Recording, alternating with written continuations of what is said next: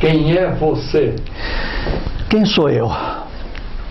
Meu nome é Carlos Rogério Florenzano. Eu, apesar de que muitos acham que eu sou paranaense, não o sou. Eu nasci no Rio de Janeiro, no bairro de Engenho Novo, e minha mãe carioca, meu pai paulista, e vim morar em Curitiba com 3 anos de idade. Vim morar em Curitiba porque meu pai era oficial da aeronáutica. Eu digo era porque ele faleceu, mas no momento era oficial da aeronáutica. Veio aqui para a EOEG, Escola de Oficiais Especialistas em Infantaria e Guarda, ali no Bacaxeri. E trouxe a família para Curitiba, porque ele já tinha vindo a Curitiba e gostou muito de Curitiba. Gostou, trouxe a família e nós fomos morar na rua Estados Unidos, número 3, bem no início dela, ali no Bacaxeri. Meu pai, como oficial da aeronáutica, começou a ser transferido para outros estados, São Paulo, Rio, outros que eu já não me lembro, mas deixou a família aqui. Uma família, eu era o mais novo de 4 irmãos. Minha irmã mais velha, médica, carioca, Suzy Florenzano. Meu segundo irmão, que acho que muitos devem ter ouvido falar em algum momento, Emílio Zola Florenzano, que foi secretário do jornal Diário do Paraná, aqui em Curitiba, e que me iniciou nessa vida que eu vou relatar a vocês mais tarde. Um terceiro irmão chamado Luiz Antônio Florenzano, que hoje é o único desses irmãos, além de mim, é claro, que está vivo, que se formou aqui na antiga Escola Técnica de Curitiba, Federal, né, de Curitiba. Foi onde se formou, foi professor, hoje está aposentado. Eu me formei, eu estudei, inclusive, no Bacaxeri, no Colégio Estadual Leôncio Correia. Desse Colégio Estadual Leôncio Correia, eu viemos para o centro da cidade, viemos morar na Vicente Machado, ali bem no início, próximo da Praça Osório, onde meu pai trouxe a família para cá. Ele já estava na reserva e nós então passamos a morar no centro da cidade. Eu fiz colégio militar. Tive a felicidade de ser levado pelo meu pai fomos morar numa das poucas vezes que saímos de Curitiba, eu, meu pai, minha mãe, porque meus irmãos ficaram aqui. Fomos morar em Belo Horizonte, em Lagoa Santa, onde tinha uma base aérea. E lá eu fiz o primeiro ano de ginásio, na época era ginásio, do Colégio Militar de Belo Horizonte. Neste momento, nós voltamos para Curitiba um ano depois, e eu fui o primeiro aluno do Colégio Militar de Curitiba, onde até não fui muito bem em Belo Horizonte, repeti o ano. Então, voltei para cá, iniciando o Colégio Militar de Curitiba, que era ali onde é hoje, mas era o Parque de Exposição do Café, Feira do Café, e até meu uniforme serviu de modelo para os uniformes, para uma alfaiataria que em Curitiba iria fazer os uniformes para os futuros alunos do Colégio Militar. E todos conhecem essa alfaiataria, que era a alfaiataria Jockey. E a alfaiataria Jockey, então, eu emprestei meus uniformes todos e eles copiaram o uniforme e passaram a ser os fornecedores para os alunos que estavam entrando nesse primeiro ano do Colégio Militar. Fiz o Colégio Militar, alguns anos depois eu saí do Colégio Militar, não terminei o Colégio Militar, até porque por problemas de revolução, problemas na época políticos com meu pai, ele preferiu que eu saísse da vida militar e passasse para a vida civil, e fui estudar num colégio ali no Batel, que eu não me recordo o nome dele, aliás, me recordo sim, era o antigo Colégio Moisés Lupion, que hoje mudou de nome também por problemas políticos da época, mudaram o nome do Colégio de Moisés Lupion, coisa que não deveriam ter feito.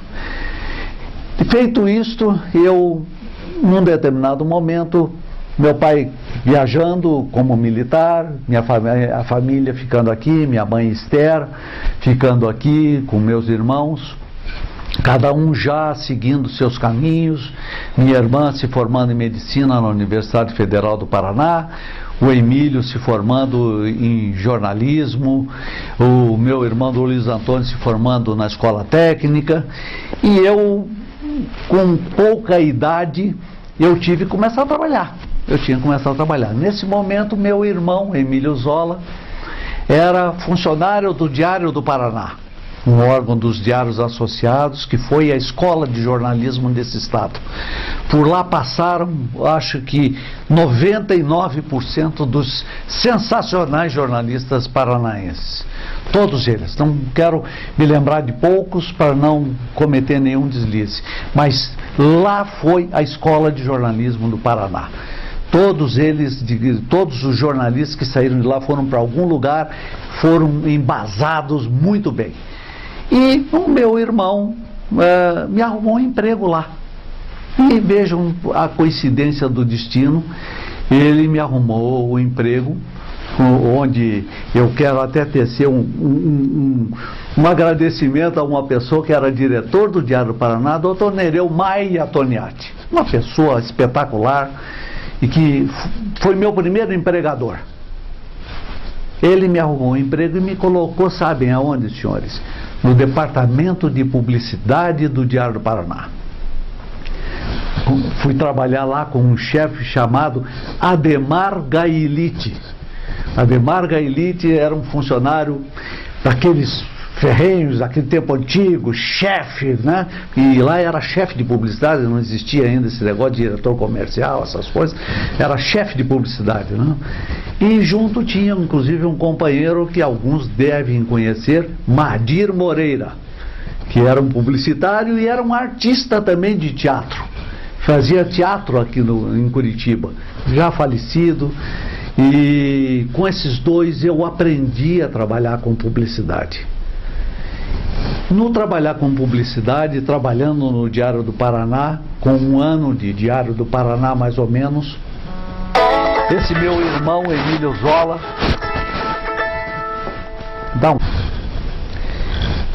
fazendo um ano de Diário do Paraná, como eu disse, e meu irmão Emílio Zola, um dia chega, me chama na sala dele e diz o seguinte: você vai sair daqui do Diário do Paraná. Eu digo: eu vou sair do Diário do Paraná? Vou para onde? Disse assim: não, é o seguinte, eu conheci um advogado e ele comprou a Gazeta do Povo. E ele vai transformar a Gazeta do Povo, vai ser um grande jornal, ele é uma pessoa sensacional e vai ser... Eu virei para ele, todos nós já conhecíamos a Gazeta do Povo naquela época, era o que havia de pior. Não tinha nada melhor aqui, né? Tinha o Diário do Paraná, eu não me lembro se já tinha o Estado, se não me engano já tinha o Estado, mas a Gazeta era horrível, era o que tinha de pior. Eu disse para ele: não vou nem louco trabalhar no Diário do Paraná, na Gazeta do Povo. Você vai, porque ele vai transformar aquele jornal e vai ser um grande jornal. E me fez ir trabalhar no Diário do Paraná.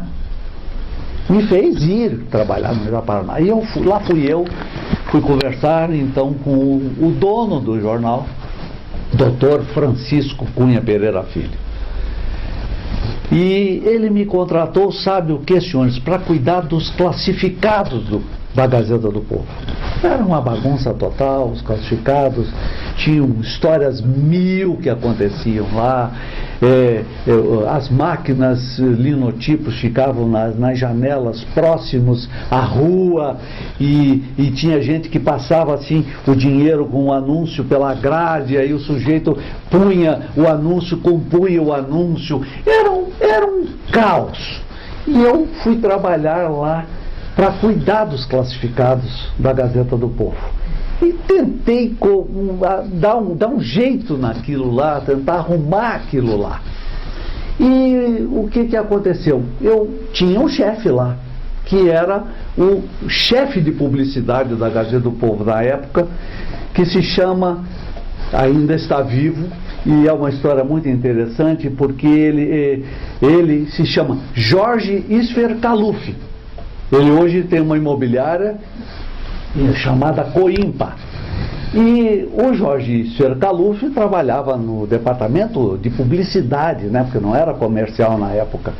E ele, então, por questões financeiras, e a Gazeta numa dificuldade imensa na época, as dificuldades, mesmo para o doutor Francisco, que tinha uma razoável condição econômica e tudo, os sócios deles, que eram vários, o doutor Edmundo e os irmãos do doutor Francisco e outras pessoas que eu não me lembro, mas o doutor Francisco não conseguiu acertar o salário dele. E ele, então, saiu da Gazeta do Povo. Ao sair da Gazeta do Povo, ficou aquele vazio na chefia da publicidade. Neste vazio da publicidade, o doutor Francisco tinha uma pessoa que mais ou menos controlava a publicidade, aquelas coisas, fazia o cheque na época, hoje cheque, né, palavra chique, na época fazia conferência dos classificados, e se chamava seu Domingos Lazarotto. E eu tinha uma relação muito boa com ele. E o doutor Francisco o chamou à sala e disse assim: pois é, o Kaluf saiu, o que nós vamos fazer? E o seu Domingos Lazarotto, com a sua alma maravilhosa, que Deus o tenha, está morto há bastante tempo, indicou o meu nome, e eu, com 1 ano de Gazeta do Povo, assumi a chefia da publicidade da Gazeta do Povo. E isto se deu. Eu entrei na Gazeta do Povo em 1º de agosto de 1965, um ano depois da Revolução Redentora. E estando na chefia de publicidade da Gazeta do Povo, nós começamos, o doutor Francisco, dinâmico como ninguém, começou realmente a fazer a Gazeta do Povo andar. A Gazeta do Povo começou a evoluir. Mas nós tínhamos naquela época todas as dificuldades do mundo, linotipos velhíssimas, máquina de impressão, quando eu entrei lá, era uma máquina plana, imprimia página por página. De repente o doutor Francisco descobre uma máquina rotativa que estava parada de um jornal que estava fechado, chamado Diário da Tarde, que era se não me engano, do De Plácido Silva. E ele compra esta máquina e instala esta máquina na Gazeta do Povo. Imagine, uma maquininha do tamanho de 2,5 por 4 no máximo, era a nossa primeira máquina rotativa. E essa máquina rotativa foi talvez o starter da Gazeta no tocante a nós podermos fazer, todos nós, o jornal que hoje é, o sucesso que hoje é. Essa máquina começou a funcionar e deu um avanço à Gazeta muito grande. É uma máquina interessantíssima, com uma série de dificuldades, e vale a pena contar até fatos interessantes em relação à máquina, porque são fatos curiosos que talvez poucas pessoas saibam do que acontecia. Por exemplo, é claro que era uma máquina ainda onde o cilindro da impressão era uma grande placa de chumbo chamada telha, literalmente, porque ela tinha aquele formato côncavo dela. E essa telha, então, era chumbo derretido, passava por uma série de processos e coisas para imprimir o jornal. E quando nós tínhamos que fazer uma página dupla, ou seja, aquela página que envolve as duas páginas do jornal, a máquina não previa isso. A máquina não previa esta posição da telha. E o que aconteceu com o nosso impressor, que eu não me lembro o nome, mas que tinha uma criatividade, o brasileiro é espetacular nesse aspecto, tinha uma criatividade imensa. Ele achou uma forma.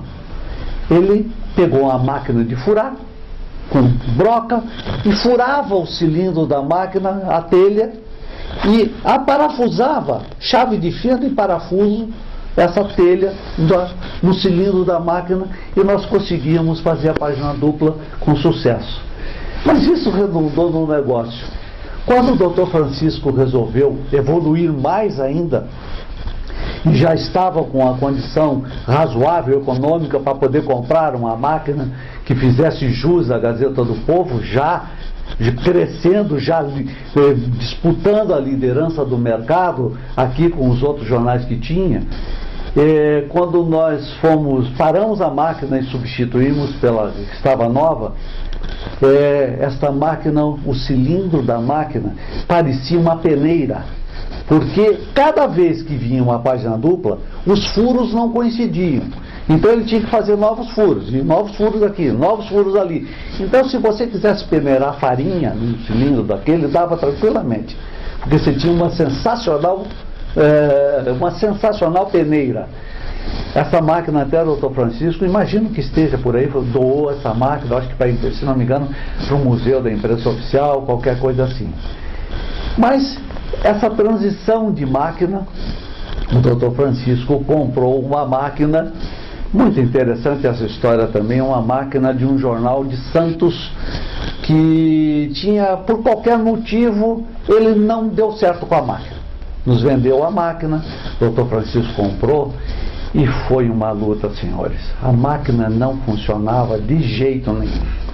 Ele tentou tudo. A máquina, simplesmente, ela não conseguia rodar. Não conseguia rodar.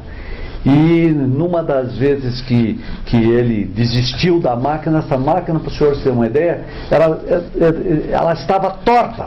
Por isso que ela não funcionava. Acho que no transportar qualquer coisa, ela entortou e não havia quem pusesse a máquina para funcionar. E daí ele vendeu como ferro velho a máquina. E daí fez o grande salto, talvez, da vida da Gazeta do Povo, que foi com a compra da primeira máquina offset. Compramos a primeira máquina offset. No Brasil tinha a Folha de São Paulo e que nós queiramos ou não, eu como ex-gazetiano, queiramos ou não, o pioneiro aqui foi a Folha de Londrina. Logo em seguida nós compramos a máquina. Onde instalá-la? Não tinha lugar, porque a Gazeta era aquela casinha pequenininha que quando vocês passam de frente vocês veem, não tinha espaço para instalar. Aí o Dr. Francisco, sabiamente, eu não recordo se ele alugou ou comprou a loja da esquina, embaixo do edifício Reichmann, onde tinha um restaurante em cima, era uma loja. E daí nós tínhamos um engenheiro sensacional, chamado Dr. Isaac Sender. Esse Dr. Isaac Sender era um engenheiro da Universidade Federal, uma pessoa assim, boníssima, espetacular. O Dr. Francisco gostava muito dele, ele foi autor de N coisas, de avanços na Gazeta do Povo.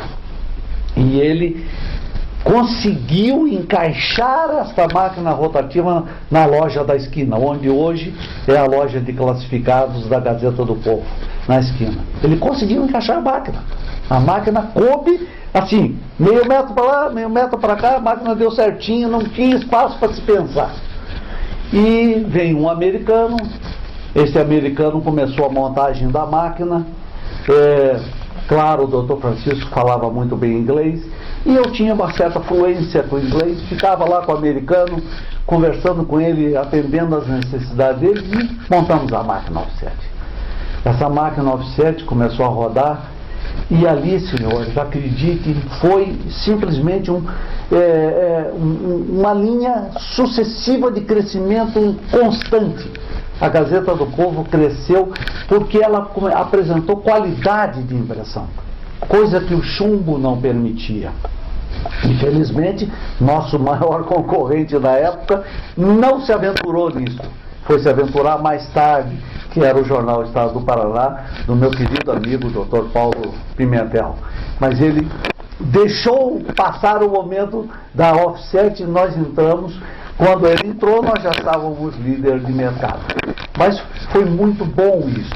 E a Gazeta tem outras histórias bacanas, todas essas histórias que eu estou contando, porque eu participei ativamente porque eu já tinha a tinta no meu, na minha circulação. Eu sou um apaixonado por jornal. Dr. Francisco chegou a um momento, até uma das vezes da minha vida, me convidar para ir para a TV Paranense, Canal 12, quando era na Emiliano Perneta. E eu me recusei. Eu fiquei na Gazeta do Povo, porque eu gostava de jornal como gosto até hoje. Mas a Gazeta do Povo tem algumas coisas que serviram de exemplos até para grandes jornais brasileiros na época. Por exemplo, a primeira máquina de leitura ótica da Gazeta do Povo, aliás, a primeira máquina foi instalada na Gazeta do Povo.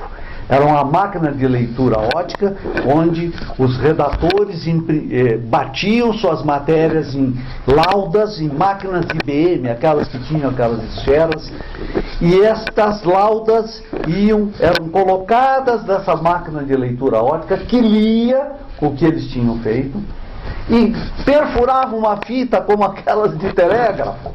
Vejam só como é que era a imprensa na época.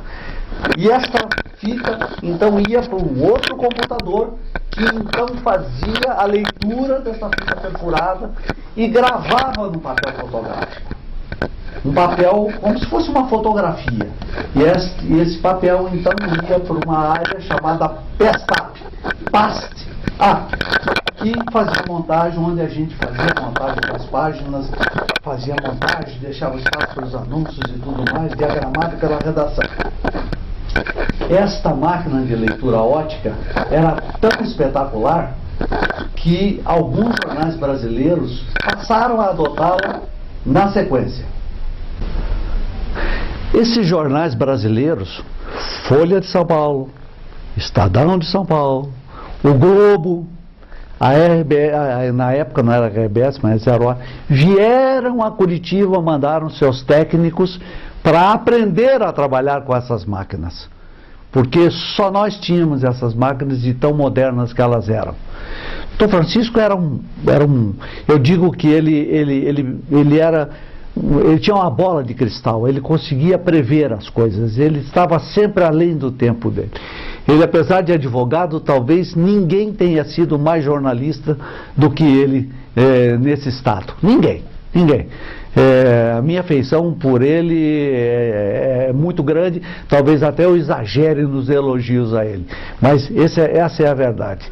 E ele fez outras coisas, por exemplo, a primeira máquina tituleira, de fazer os títulos do jornal, porque até então no sistema antigo de chumbo era o paginador lá na oficina, juntando as letrinhas, fazendo a letrinha para fazer o famoso flan e depois derrubar o chumbo, fazer a telha para ir para a máquina. Tudo aquilo que eu já falei. Então ele conseguiu as duas primeiras máquinas tituleiras do Paraná. E aí tem mais uma passagem sensacional do Dr. Francisco. Ele nunca comprava nada que ele não soubesse de A a Z sobre aquele material. Esta máquina tinha os operadores que faziam os títulos. E um dia nós recebemos uma visita e eu tive a oportunidade, a felicidade de ir com ele e levar essa visita para conhecer as máquinas. E ao chegar às máquinas, ele pediu para o operador da máquina fazer determinada coisa. E o operador da máquina disse assim: mas doutor Francisco, não dá para fazer isso, essa máquina. O doutor Francisco disse: dá, claro que dá para fazer. Não, doutor Francisco, não dá. Ele disse assim: levanta um pouquinho. Sentou na máquina e fez. Quer dizer, ele era um homem que não só gostava do que fazia, não só gostava da modernidade, como ele se enfronhava a ponto de saber fazer. Ele fazia o negócio. Então, a Gazeta do Povo, e teve nele, eu acho que o esteio de todo o seu sucesso, ninguém pode dizer que ele tenha cometido qualquer tipo de deslize na mídia impressa, não, nunca, porque ele foi sempre uma pessoa correta, fez um grande jornal, fez uma grande televisão, rádio, criou seus filhos que hoje estão à frente do jornal, Então, eu acho que este momento de Gazeta do Povo foi muito bacana. O departamento comercial, sobre minha égide, estava crescendo. Nós chegamos a ter 64 funcionários no departamento comercial. Tínhamos uma batelada na época, chamados de corretores, né? Hoje isso é terrível para eles, mas nós tínhamos isso. Tínhamos a loja de classificado, começamos a abrir sucursais de classificados, porque a Gazeta do Povo era a líder absoluta em classificado. Nós tivemos 12 ou 13 lojas de classificados espalhadas pela capital. Filas homéricas na Gazeta do Povo. Se fazia fila porque a Gazeta do Povo era o sinônimo do bom negócio. As pessoas que quisessem vender qualquer coisa, eu poderia ficar aqui falando horas a fio de fatos que aconteciam com a Gazeta do Povo. Ela vendeu um prédio inteiro com mais de 40 unidades num domingo, com um anúncio. E eu perdi, porque era uma mídia comprada pelo cliente para 4 ou 5 anúncios, e ele vendeu com um só, e cancelou os outros. Histórias como essas, senhores, tem as centenas da Gazeta do Povo. Automóvel, crise do automóvel, o carro usado valendo uma fortuna na época, vocês devem se lembrar disso. Tinha gente que ia lá sábado, antes do jornal estar circulando, para tentar comprar o caderno de classificados, para chegar na casa da pessoa antes que o jornal estivesse circulando para comprar o carro. Vejam que espetáculo que era a Gazeta do Povo, e que é a Gazeta do Povo. Histórias como essas, depois nós começamos a colocar anúncios coloridos no jornal. A nossa redação era uma redação sensacional. Eu não vou nominar todos porque eu não vou me lembrar, mas Dr. Daquino Borges, talvez porque era o secretário mais antigo, uma pessoa sensacional, Antônio Nogueira, Nelson Souza Filho.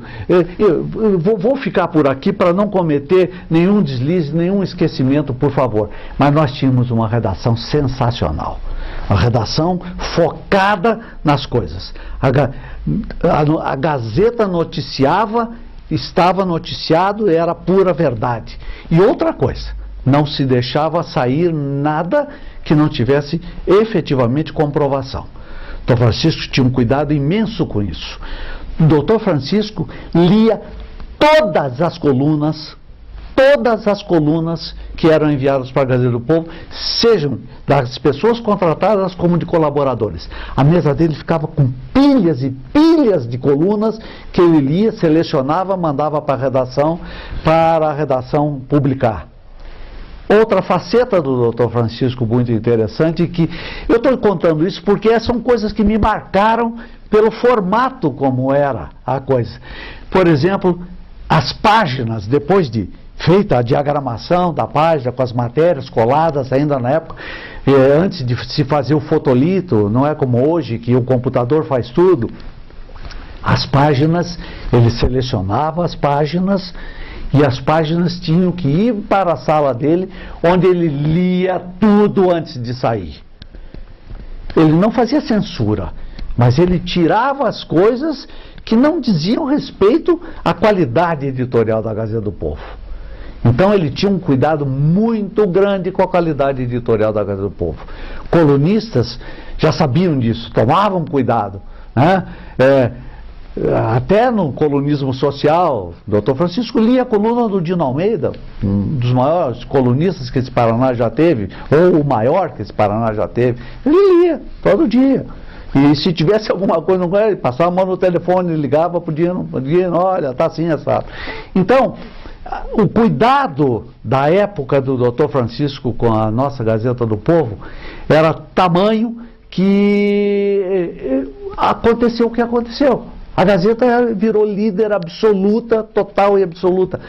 Senhores, vou contar uma faceta que muita gente talvez, não sei como vai interpretar se forem ouvir esse meu depoimento. As visitas ao Dr. Francisco. As visitas ao Dr. Francisco eram disputadas. As pessoas ligavam porque queriam visitar o Dr. Francisco. Por quê? Porque tinha aquela foto, visita à direção, onde nem ele aparecia.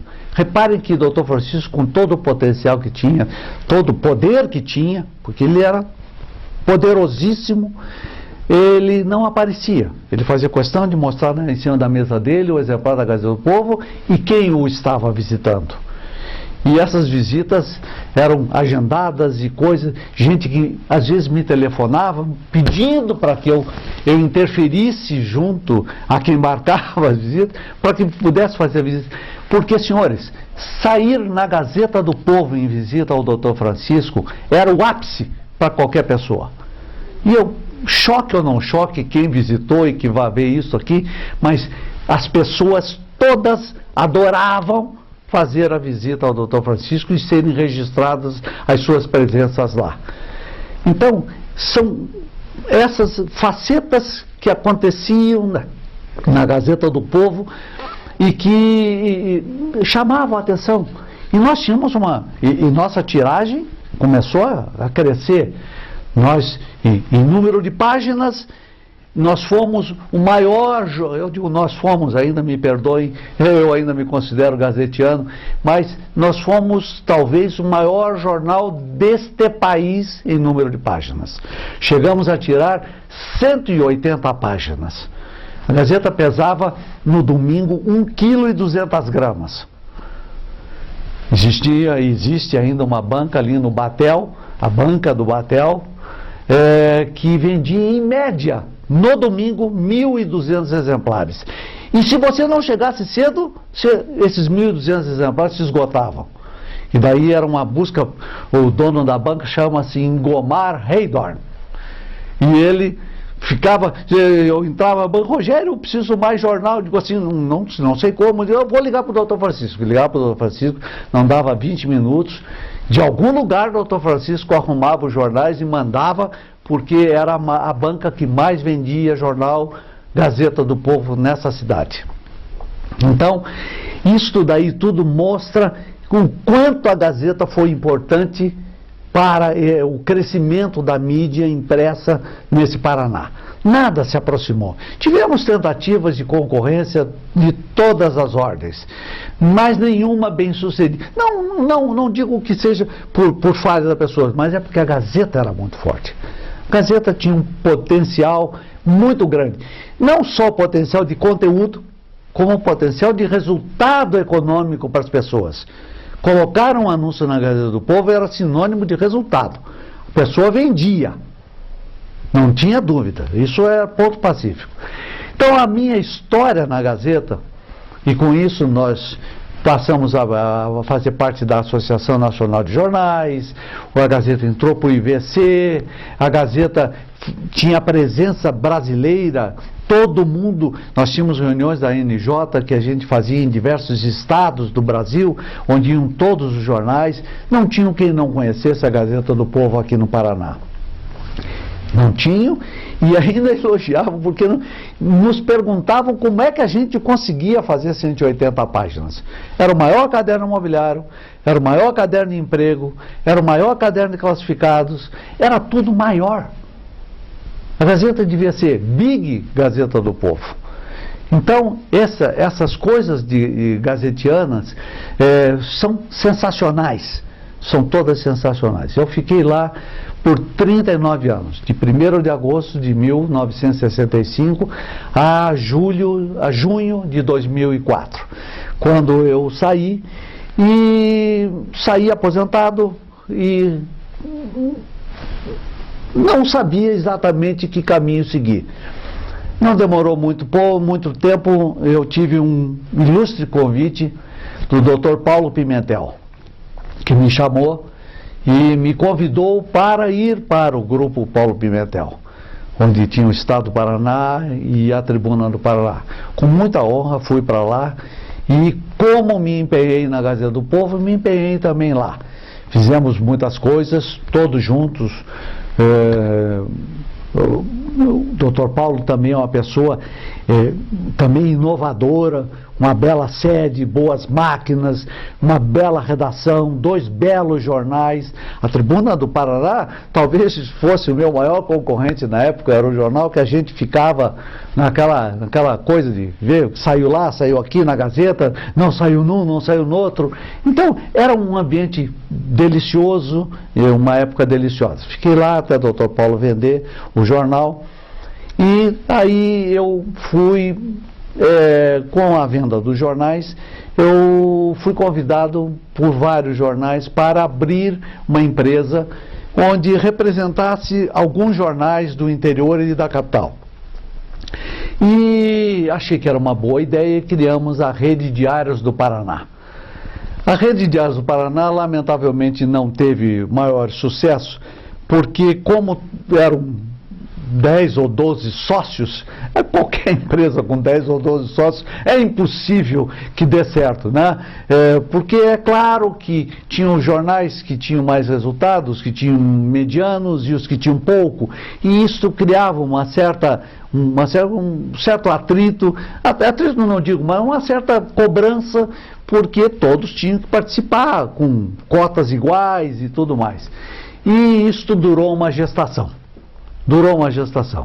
Feito esse, resolvemos encerrar a rede e eu então montei a minha empresa pessoal, a Redepar, que tenho até hoje, onde eu tenho os principais jornais do interior do Paraná e aqui de Curitiba também, que são jornais líderes nas suas regiões, um de Umuarama, que é o Umuarama Ilustrado, de Paranavaí, que é o Diário do Noroeste, de Campo Mourão, que é o Correio do Cidadão, de Guarapuava, que é o Correio do Cidadão de Guarapuava, de Foz do Iguaçu, que é a Gazeta do Iguaçu, aqui de Curitiba, o Jornal do Ônibus, de Curitiba, o Jornal Bem Paraná, antigo Jornal do Estado, e montamos uma empresa com poucos jornais, mas todos eles líderes nas suas áreas, nos seus conteúdos.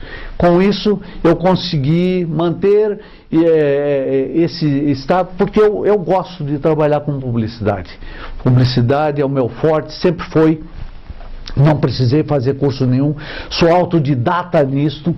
Mas o mais importante é que eu consegui, na época de Gazeta, na época de Diário do Paraná, nem tanto, mas na época de Gazeta e na época de Estado do Paraná, fazer muitos amigos no mercado, nas agências de propaganda.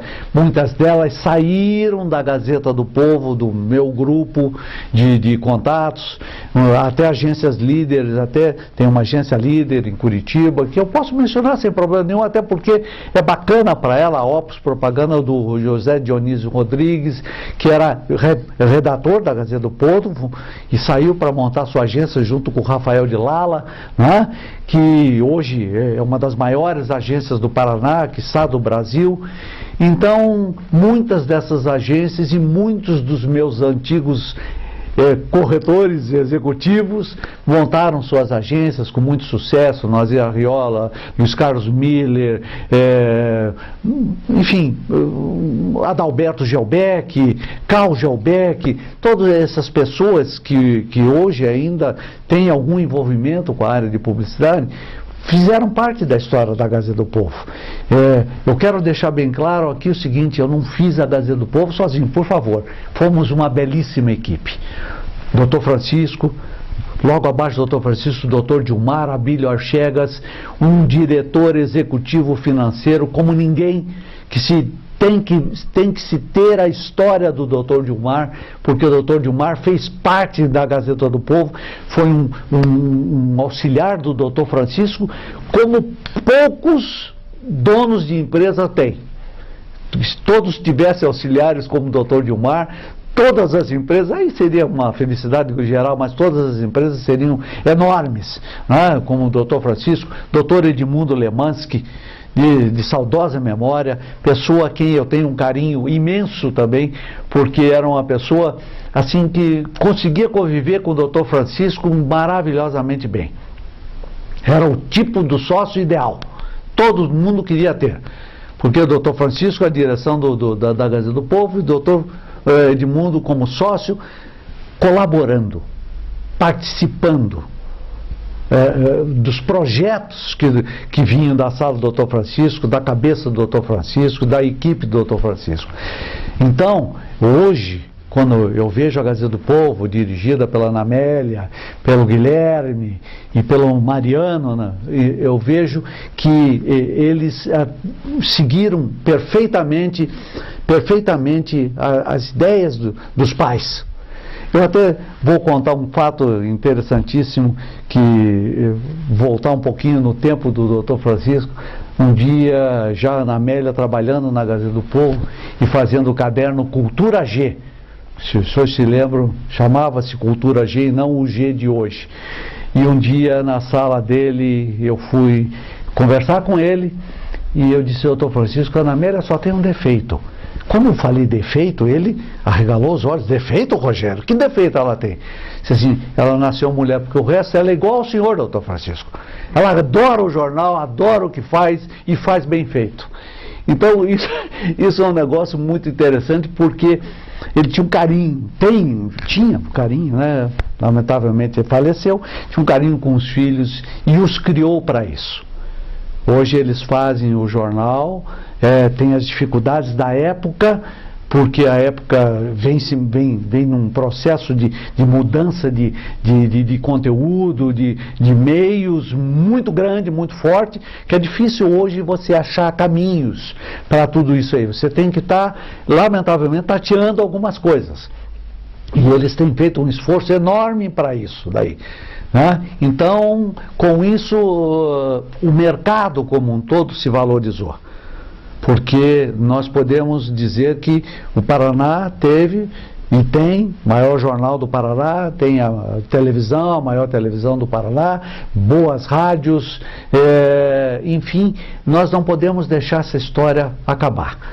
Eu, por exemplo, na minha empresa, eu tento participar com os meus jornais associados hoje, como se eu pertencesse aos jornais como um departamento comercial e não como representante de suas áreas comerciais, porque eu me vejo como tal.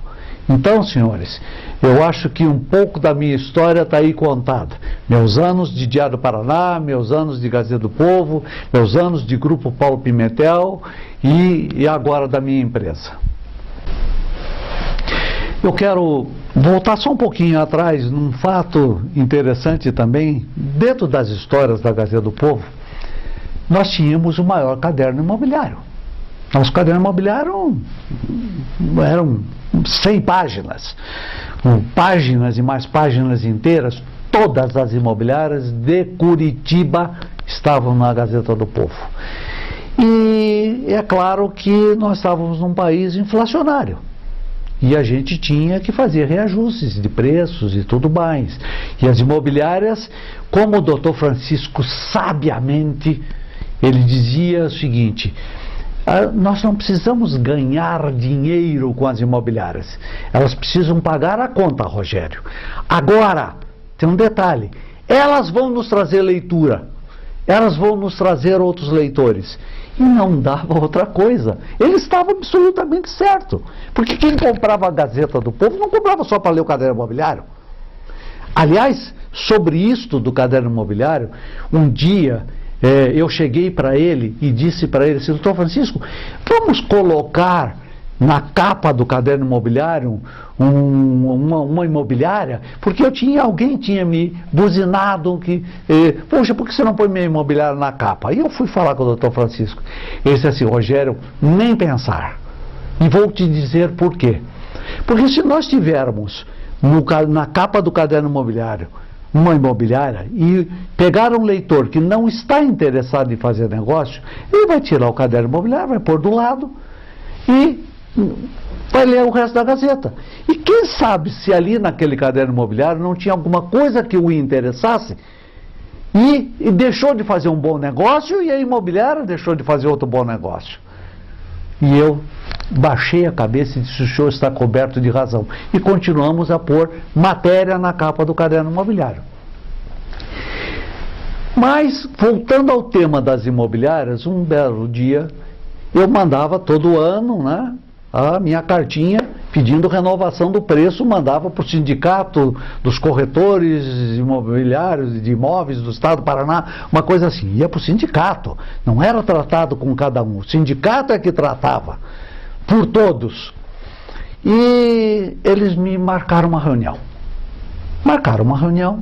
Eu vou na reunião. Quando eu chego na reunião no sindicato, tinha uma mesa imensa, umas 20 ou 30 pessoas sentadas nessa mesa, e só um mortal da Gazeta do Povo, chamado Carlos Rogério Florenzano. Eu digo, meu Deus do céu, estou frito. Vou enfrentar 30 feras aqui brigando por reajuste de preço. Como é que eu vou fazer? E vai a conversa por causa disso, e eu mostrando que, e hoje eu vou confessar aqui neste depoimento, a Gazeta do Povo, com o caderno imobiliário da forma que era, nunca se ganhou um tostão. Ganhava-se com todo o resto, mas nunca com o caderno imobiliário. O caderno imobiliário mal se pagava. Mas trazia um monte de negócios outros. Trazia classificados, trazia anúncios das lojas de varejo, das Hermes Macedo da vida, das lojas Madison, enfim, trazia todos esses outros anunciantes que iam atrás desse índice de leitura que a Gazeta tinha. E a conversa foi, e a conversa foi esquentando. Num determinado momento, e é a única coisa que vocês vão me permitir, eu não vou declinar o nome da pessoa. A pessoa sentada do meu lado se vira para mim e diz assim, olha, Rogério, você está querendo demais e esse teu jornal é uma porcaria. Aquilo me chocou. Eu já com sangue quente naquele momento, eu me viro para todos eles e principalmente para eles assim, olha, se existe uma porcaria é a tua empresa e a reunião está encerrada. Me levantei e fui embora. O que aconteceu, senhores? Passado alguns dias, a Gazeta do Povo estava sem nenhuma imobiliária. Eles tiraram todas as imobiliárias e levaram para o grupo Paulo Pimentel, que ofereceu condições de preço mais barato do que eu queria na época. Ficaram na Gazeta do Povo umas 10 ou 12 imobiliárias que não se arriscaram a sair. Isto foi durando meses, coisas, 9 meses, não deu certo no outro jornal, porque não tinha tradição, não tinha circulação. E eles pretenderam voltar para a Gazeta do Povo. Aí eu posso dizer que eu cometi talvez o maior erro, ou um dos erros profissionais que eu não devia ter cometido, mas hoje eu posso confessar porque já não me interessa mais. Eu baixei um pouquinho o meu preço. Eu não devia ter baixado, porque eles teriam voltado e pago o meu preço. Agora, o mais interessante de tudo isso é o seguinte, essas quantidade de imobiliário que ficaram na Gazeta do Povo, que dava umas 10 páginas a cada edição, vieram conversar com o doutor Francisco. Sabe para quê, senhores? Para pedir para não deixar as outras imobiliárias voltar. Aí vocês podem estar perguntando, mas como assim não deixar? Porque eles nunca fizeram tanto negócio quanto eles fizeram naquele período que essas imobiliárias foram embora. Porque eles não tinham leitura. E essas 10 estavam vendendo a rodo, vendendo tudo que tinham. Então, é claro, eles queriam que nós não cedêssemos de volta às imobiliárias. Mas doutor Francisco, na sua imensa gratidão a tudo, porque eles fizeram, aceitamos as imobiliárias de volta e voltamos a ter. Mas aí aconteceu um fato. O número de páginas das imobiliárias cresceu mais do que devia. Porque como o outro veículo baixou o preço, o que aconteceu? Um monte de corretor de imobiliária teve condições financeiras de montar suas imobiliárias. Então, se tinham na época, digamos, sei lá, 50 imobiliárias, quando voltaram 80. Agora imagine, isso quase dobrou o número de páginas da Gazeta. Então ficou muito caro. E, como eu disse, a Gazeta nunca ganhou dinheiro com as páginas imobiliárias. Aí nós tínhamos que achar uma solução. E achamos uma solução, que foi modificar o estilo das páginas. E a partir desta modificação, a Gazeta do Povo começou a ganhar dinheiro com o mercado imobiliário. Acreditem, só a partir desta modificação que foi feita, que foram algumas limitações, porque até então a Gazeta não ganhava. Então, histórias como essas, senhores, tem muitas. Mas eu não queria me estender muito no meu, mas eu queria terminar o meu depoimento com um agradecimento a quem mais merece, além de tudo que eu já falei, mas que é a minha família. Minha família me deu um apoio imenso, porque a minha dedicação à Gazeta do Povo transcendia talvez a dedicação que eu deveria ter com a minha própria família. Minha esposa Márcia, ela entendia que eu vivia a Gazeta do Povo e vivia o meu negócio. E ela nunca se absteve, nunca pôs obstáculo nenhum ao fato de que eu era o primeiro a chegar e o último a sair. Isto eu não tenho dúvida nenhuma disso. Meus filhos, e isso a Gazeta do Povo me proporcionou, pude criá-los muito bem, formá-los todos. Meu filho mais velho, Rodrigo Florenzano, que se formou em marketing, hoje é empresário, não está mais na área. Meu filho Tiago, que é arquiteto, que tem uma indústria de imóveis. Meu filho Diego, que é chefe de cozinha, hoje. A minha filha Kathleen, que está se formando como advogada, que acabou de me dar um presente de ser a única aluna da universidade, da Unibrasil, no exame do ENAD, a única aluna a tirar 100 na universidade inteira.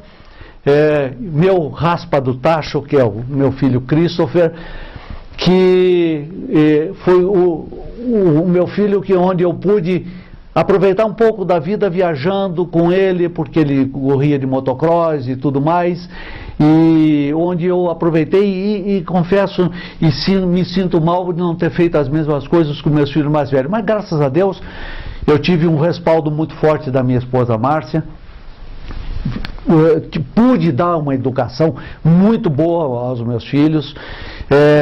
Hoje são filhos maravilhosos, nós temos uma convivência maravilhosa, me deram netos maravilhosos, o Rodrigo com a Flávia, minha nora, que me deu a netinha, a Beatriz, e o meu neto Davi, o Tiago, que me deu o meu neto Bernardo, meu filho Diego ainda não achou sua tampa da panela, como dizem. Minha filha Kathleen também, que quer se formar, tem sonhos maravilhosos de ser promotora, desembargadora, que eu acho que está no caminho certo.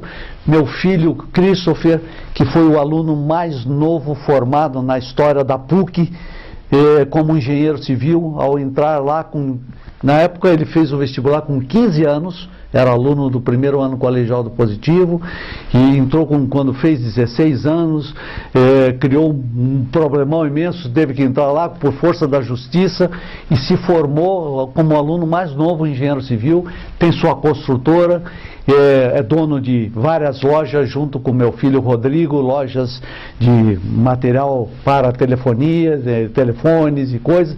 Então eu tenho uma família muito feliz, muito bacana. Minha esposa Márcia é daquelas de formação árabe, onde às vezes até eu mesmo fico um pouco chocado com certas atitudes dela. Seguinte, nunca incomodem seu pai. Deixa seu pai descansar. Não façam isso. Tem que sair, coisa. Ela que ia ao colégio com ele, não é porque eram crianças, aqueles probleminhas de colégio. Ela ia porque eu não ia, porque eu não tinha tempo. Não é porque eu não tinha tempo e não queria ir, porque eu estava na Gazeta do Povo. Eu estava lá trabalhando e ela não queria me interromper nunca.